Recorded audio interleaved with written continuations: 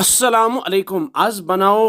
खूबसूरत मजेदार केक तो यथ केकस मज त्रो टाइगर बिस्कुट किटकैट तो यम जेम्स यह केक बनाओ खास तो बे साफ तो पाक तो वमेद तुह यू यह केक जरूर पसंद तो तुह ते बनाइयो तो पक्यो करो जल्दी जल्दी शुरू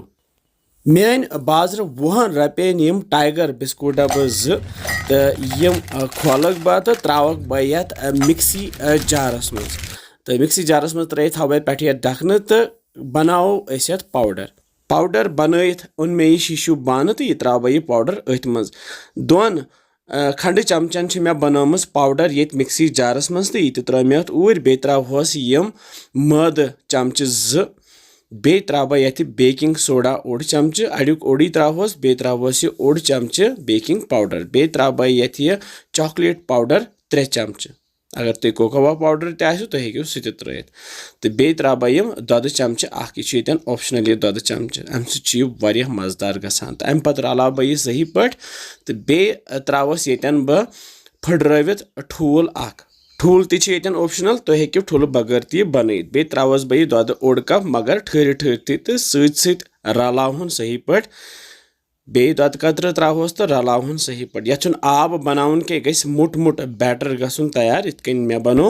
यह गस चमचे पे वसन सहल पहल कहें तो यह परफेक्ट यपर अन मे यह केक मोल्ड यह ऑनलाइन ओनमुत सिलिकॉन केक मोल्ड यह असल तो अत मत बह यह तेल ये ब्रश सत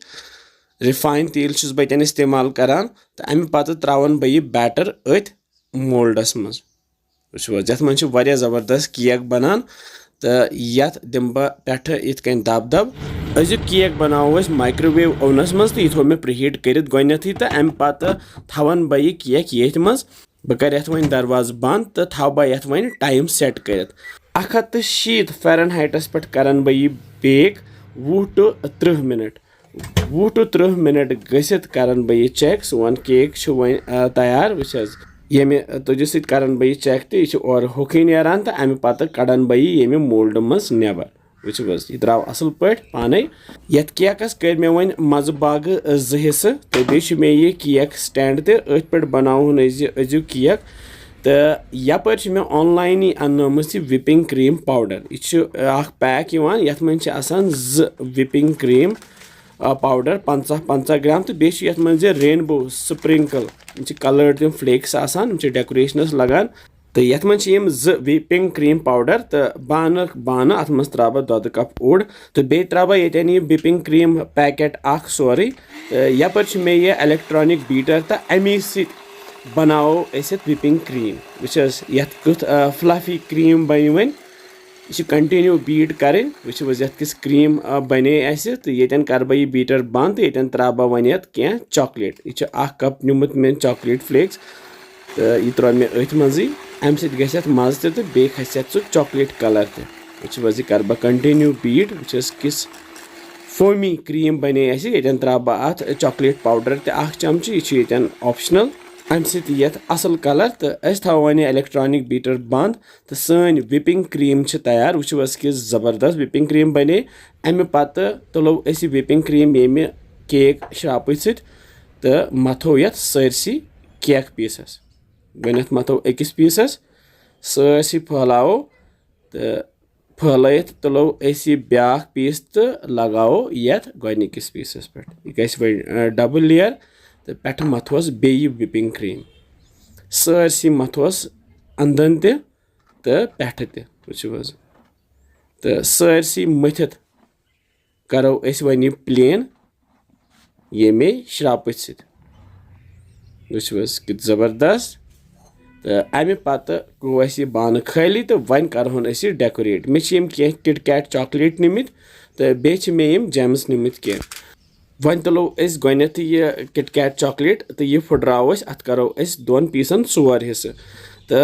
लागो यह अंदन ये बुस लागान इथे कन लागो यह अंदन तो थो सरसी अंद अंद लगित यमे अत बनाओ ये देवार हूँ यमो किटकैट चॉकलेटो सो क्युत खूबसूरत गो वन तो सरसी लोग तो अमे पत तुलो जेम्स तो त्रोहस पे कि खूबसूरत बन वन अगर ने जेम्स आसन पसंद अस हेको ये पे फ्रूट्स लगत या कह चॉकलेट्स लगत बनो वारिया खूबसूरत वुच क्युत खूबसूरत बनो केक जबरदस्त माशाल्लाह येतन हेको पे यम रेनबो फ्लेक्स तो अमे सजावन वुचो क्युत खूबसूरत गस अम सत माशाल्लाह वुचो जबरदस्त केक बनो तो तुह बनजो ये केक जरूरी तो खास कर लकटन शुरन खस जरूर पसंद तो वो क्युत खूबसूरत केक बनो तो हेको ये कंस गिफ्ट कर अगर कंस खानदार अगर कंस यारस कह मुबारकबादी या अगर कंस पास वगैरह द्रामुत तो हेको ये खूबसूरत केक घरी बन यह बनानस मज सहल ते साफ शिफाफ तो वमेद तुह अजु केक पसंद आमुत तुम तो बनजो तो बे वनजो किस बसान तुम सान रेसिपीज इंशाल्लाह समखो बे किसन मजेदार रेसिपीन तुम थो पन ख्याल बिहु रबस हवाल अस्सलाम वालेकुम।